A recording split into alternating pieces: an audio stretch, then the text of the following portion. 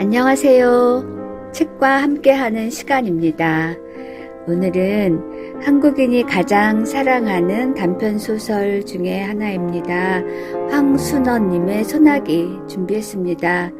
이 소나기라는 작품을 저는 중학교 3학년 때 국어 교과서에 나온 작품을 읽으면서 처음 접했습니다. 그때 느꼈던 재미와 감동이 다시 되살아나는 듯합니다. 작품 속으로 들어가 보겠습니다. 소녀는 개울가에서 소녀를 보자 곧 윤초신의 증손녀 딸이라는 걸 알 수 있었다. 소녀는 개울에다 손을 잠그고 물 장난을 하고 있는 것이다. 서울서는 이런 개울물을 보지 못하기나 한 듯이 벌써 며칠째 소녀는 학교서 돌아오는 길에 물장난이었다. 그런데 어제까지는 개울 기슭에서 하더니 오늘은 징검다리 한가운데 앉아서 하고 있다. 소녀는 개울뚝에 앉아버렸다. 소녀가 비키기를 기다리자는 것이다. 유행 지나가는 사람이 있어 소녀가 길을 비켜주었다. 다음 날은 좀 늦게 개울가로 나왔다. 이날은 소녀가 징검다리 한가운데 앉아 세수를 하고 있었다. 분홍 스웨터 소매를 걷어올린 팔과 목덜미가 마냥 휘었다. 한참 세수를 하고 나더니 이번에는 물속을 빤히 들여다본다. 얼굴이라도 비추어 보는 것이리라. 갑자기 물을 움켜낸다. 고기 새끼라도 지나가는 듯. 소년이 개울뚝에 앉아있는 걸 아는지 모르는지 그냥 날쌔게 물만 움켜낸다. 그러나 번번이 허탕이다. 그대로 재미있는 양 자꾸 물만 움킨다. 어제처럼 개울을 건너는 사람이 있어야 길을 비킬 모양이다. 그러다가 소녀가 물속에서 무엇을 하나 집어낸다. 하얀 조약돌이었다.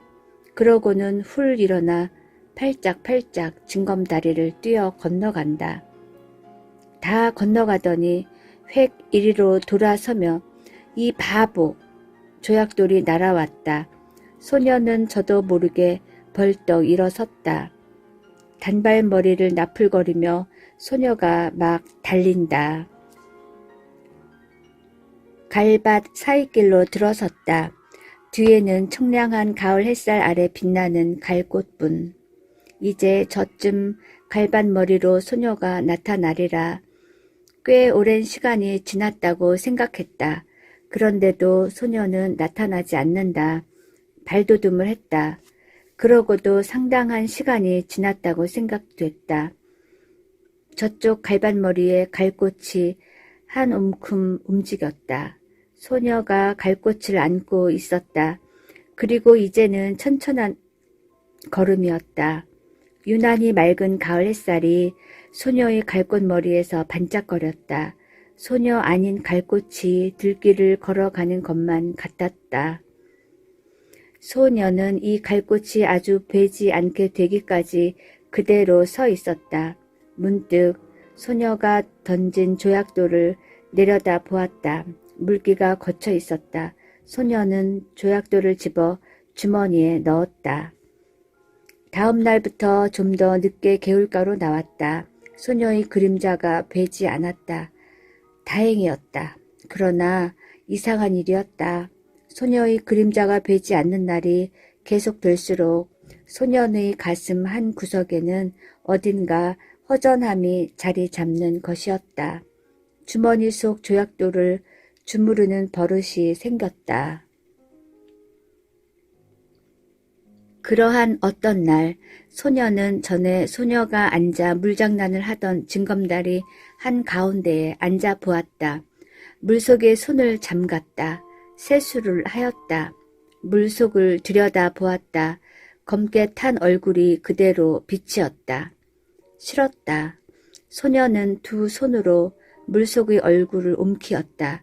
몇 번이고 움키었다. 그러다가 깜짝 놀라 일어나고 말았다. 소녀가 이리 건너오고 있지 않느냐. 숨어서 내 하는 꼴을 엿보고 있었구나. 소녀는 달리기 시작했다. 디딤돌을 헛짚었다. 한 발이 물속에 빠졌다. 더 달렸다. 몸을 가릴 데가 있어줬으면 좋겠다. 이쪽 길에는 갈밭도 없다. 메밀밭이다. 전에 없이 메밀 꽃내가 짜릿하니 코를 찌른다고 생각됐다. 미간이 아찔했다. 찝찝한 액체가 입술에 흘러들었다. 코피였다. 소녀는 한 손으로 코피를 훔쳐내면서 그냥 달렸다. 어디선가 바보, 바보 하는 소리가 자꾸만 뒤따라오는 것 같았다. 토요일이었다. 개울가에 이르니 며칠째 보이지 않던 소녀가 건너편가에 앉아 물장난을 하고 있었다. 모르는 채 징검다리를 건너기 시작했다. 얼마 전에 소녀 앞에서 한번 실수를 했을 뿐 여태 큰 길 가듯이 건너던 징검다리를 오늘은 조심성스럽게 건넌다. 예, 못 들은 채 했다. 둑 위로 올라섰다. 예, 이게 무슨 조개지? 자기도 모르게 돌아섰다. 소녀의 맑고 검은 눈과 마주쳤다. 얼른 소녀의 손바닥으로 눈을 떨구었다. 비단조개. 이름도 참 곱다. 갈림길에 왔다. 여기서 소녀는 아래편으로 한 3마장쯤, 소녀는 우대로 한 10리 가까이 길을 가야 한다. 소녀가 걸음을 멈추며 너 저 산 너머에 가본 일 있니? 벌 끝을 가리켰다. 없다. 우리 가보지 않을래? 시골 오니까 혼자서 심심해 못 견디겠다. 저래봬도 멀다. 멀면 얼마나 멀갔게? 서울 있을 땐 아주 먼 데까지 소풍 갔었다. 소녀의 눈이 금세 바보, 바보 할 것만 같았다. 논 사이길로 들어섰다. 벼 가을거지하는 곁을 지났다. 허수아비가 서 있었다. 소년이 새끼줄을 흔들었다. 참새가 몇 마리 날아간다. 참 오늘은 일찍 집으로 돌아가 톳논의 참새를 봐야 할 걸 하는 생각이 든다. 아, 재밌다. 소녀가 허수아비 줄을 잡더니 흔들어 댄다. 허수아비가 대고 우쭐거리며 춤을 춘다. 소녀의 왼쪽 볼에 살포시 보조개가 패었다. 저만치 허수아비가 또 서 있다. 소녀가 그리로 달려간다. 그 뒤를 소년도 달렸다. 오늘 같은 날은 일찌감치 집으로 돌아가 집안일을 도와야 한다는 생각을 잊어버리기라도 하려는 듯이 소녀의 곁을 스쳐 그냥 달린다. 메뚜기가 따끔따끔 얼굴에 와 부딪힌다. 쪽빛으로 한껏 갠 가을 하늘이 소년의 눈앞에서 맴을 돈다. 어지럽다. 저놈의 독수리, 저놈의 독수리, 저놈의 독수리가 맴을 돌고 있기 때문이다. 돌아다 보니 소녀는 지금 자기가 지나쳐온 허수아비를 흔들고 있다. 좀 전 허수아비보다 더 우쭐거린다. 눈이 끝난 곳에 도랑이 하나 있었다. 소녀가 먼저 뛰어 건넜다. 거기서부터 산 밑까지는 밭이었다. 수숫단을 세워놓은 밭머리를 지났다. 저게 뭐니? 원두막. 여기 참이 맛있니? 그럼 참이 맛도 좋지만 수박 맛은 더 좋다. 하나 먹어봤으면. 소년이 참외 구루에 심은 무밭으로 들어가 무 2밑을 뽑아왔다. 아직 밑이 덜 들어 있었다. 잎을 비틀어 팽개친 후 소녀에게 한 밑 건넨다. 그러고는 이렇게 먹어야 한다는 듯이 먼저 대강이를 한 입 베물어낸 다음 손톱으로 한 돌이 껍질을 벗겨 우적 깨문다. 소녀도 따라했다. 그러나 새 입도 못 먹고 아, 맵고 지려 하며 집어 던지고 만다. 참 맛없어 못 먹겠다. 소년이 더 멀리 팽개쳐 버렸다. 산이 가까워졌다. 단풍이 눈에 따가웠다. 야! 소녀가 산을 향해 달려갔다. 이번은 소년이 뒤따라 달리지 않았다. 그러고도 곧 소녀보다 더 많은 꽃을 꺾었다. 이게 들국화, 이게 쌀이꽃, 이게 도라지꽃. 도라지꽃이 이렇게 예쁜 줄은 몰랐네. 난 보랏빛이 좋아. 근데 이 양상같이 생긴 노란 꽃이 뭐지? 마타리꽃. 소녀는 마타리꽃을 양산 받듯이 해 보인다. 약간 상기된 얼굴에 살포탄 보조개를 떠올리며 다시 소녀는 꽃 한 움큼을 꺾어왔다. 싱싱한 꽃가지만 골라 소녀에게 건넨다. 그러나 소녀는 하나도 버리지 말어. 산마루께로 올라갔다. 맞은편 골짜기에 오손도손 초가집이 몇 모여 있었다. 누가 말한 것도 아닌데 바위에 나란히 걸터 앉았다. 주위가 조용해진 것 같았다.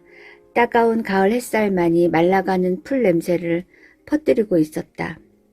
저건 또 무슨 꽃이지? 적잖이 비탈진 곳에 칡덩굴이 엉키어 끈 물꽃을 달고 있었다. 꼭 등꽃 같네. 서울 우리 학교에 큰 등나무가 있었단다. 저 꽃을 보니까 등나무 밑에서 놀던 동무들 생각이 난다. 소녀가 조용히 일어나 비탈진 곳으로 간다. 꽃송이가 달린 줄기를 잡고 끊기 시작한다. 좀처럼 끊어지지 않는다. 안간힘을 쓰다가 그만 미끄러지고 만다. 칡덩굴을 그어 쥐었다. 소년이 놀라 달려갔다. 소녀가 손을 내밀었다. 손을 잡아 이끌어 올리며 소녀는 제가 꺾어다 줄 것을 잘못했다고 뉘우친다. 소녀의 오른쪽 무릎에 핏방울이 내맺혔다. 소녀는 저도 모르게 생채기에 입술을 가져다 대고 빨기 시작했다. 그러다가 무슨 생각을 했는지 획 일어나 저쪽으로 달려간다. 좀 만에 숨이 차 돌아온 소녀는 이걸 바르면 낫는다. 송진을 생채기에다 문질러 바르고는 그 다음으로 칡덩굴 있는 대로 내려가 꽃 달린 줄기를 이빨로 끊어 가지고 올라온다. 그러고는 저기 송아지가 있다. 그리 가보자. 누렁 송아지였다. 아직 콧돌에도 꿰지 않았다. 소년이 고삐를 바투 잡아쥐고 등을 긁어주는 척 후딱 올라탔다. 송아지가 껑충거리며 돌아간다. 소녀의 흰 얼굴이 분홍 스웨터가 남색 스커트가 안고 있는 꽃과 함께 범벅이 된다. 모두가 하나의 큰 꽃 묶음 같다. 어지럽다. 그러나 내리지 않으리라. 자랑스러웠다. 이것만은 소녀가 흉내내지 못할 자기 혼자만이 할 수 있는 일인 것이다. 너희 이에서 못들 하느냐? 농부 하나가 억새풀 사이로 올라왔다. 송아지 등에서 뛰어내렸다. 어린 송아지를 타서 허리가 상하면 어쩌느냐고 꾸지람을 들을 것만 같다. 그런데 나룻이 긴 농부는 소녀 편을 한번 훑어보고는 그저 송아지 고삐를 풀어내면서 어서들 집으로 가거라. 소나기가 올라. 참 먹장구름 한 장이 머리 위에 와 있다. 갑자기 사면이 소란스러워진 것 같다. 바람이 우수수 소리를 내며 지나간다. 삽시간에 주위가 보랏빛으로 변했다. 산을 내려오는데 떡갈나무 잎에서 빗방울 듣는 소리가 난다. 굵은 빗방울이었다. 목덜미가 선뜻선뜻했다. 그러자 대번에 눈앞을 가로막는 빗줄기, 비 안개 속에 원두막이 보였다. 그리로 가 비를 그을 수밖에. 그러나 원두막은 기둥이 기울고 지붕도 갈래갈래 찢어져 있었다. 그런대로 비가 덜 새는 곳을 가려 소녀를 들어서게 했다. 소녀는 입술이 파랗게 질려 있었다. 어깨를 자꾸 떨었다. 무명겹 저고리를 벗어 소녀의 어깨를 감싸주었다. 소녀는 비에 젖은 눈을 들어 한번 쳐다보았을 뿐 소년이 하는 대로 잠자코 있었다. 그러면서 안고 온 꽃묶음 속에서 가지가 꺾이고 꽃이 일그러진 송이를 골라 발밑에 버린다. 소녀가 들어선 곳도 비가 새기 시작했다. 더 거기서 비를 그을 수 없었다. 밖을 내다보던 소년이 무슨 생각을 했는지 수수밭 쪽으로 달려간다. 세워놓은 수수단 속을 비집어 보더니 옆의 수수단을 날라다 덧세운다. 다시 속을 비집어 본다. 그러고는 소녀 쪽을 향해 손짓을 한다. 수수단 속은 비는 안 새었다. 그저 어둡고 좁은 게 안 됐다. 앞에 나앉은 소녀는 그냥 비를 맞아야만 했다. 그런 소년의 어깨에서 김이 올랐다. 소녀가 속삭이듯이 이리 들어와 앉으라고 했다. 괜찮다고 했다. 소녀가 다시 들어와 앉으라고 했다. 할 수 없이 뒷걸음질을 쳤다. 그 바람에 소녀가 안고 있는 꽃 묶음이 우그러들었다. 그러나 소녀는 상관없다고 생각했다. 비에 젖은 소년의 몸 내음새가 확 코에 끼얹혀졌다. 그러나 고개를 돌리지 않았다. 도리어 소년의 몸 기운으로 해서 떨리던 몸이 저기 누그러지는 느낌이었다. 소란하던 수수잎 소리가 뚝 그쳤다. 밖이 멀게졌다. 수수단 속을 벗어나왔다. 멀지 않은 앞쪽에 햇빛이 눈부시게 내리붙고 있었다. 도랑 있는 곳까지 와보니 엄청나게 물이 불어 있었다. 빛마저 제법 붉은 흙탕물이었다. 뛰어 건널 수가 없었다. 소년이 등을 돌려댔다. 소녀가 순순히 엎였다. 걷어올린 소년의 잠방이까지 물이 올라왔다. 소녀는 어머나 소리를 지르며 소년의 목을 끌어 안았다. 개울가에 다다르기 전에 가을 하늘은 언제 그랬는가 싶게 구름 한 점 없이 쪽빛으로 개어 있었다. 그 다음 날은 소녀의 모양이 되지 않았다. 다음 날도 매일같이 개울가로 달려와 봐도 되지 않았다.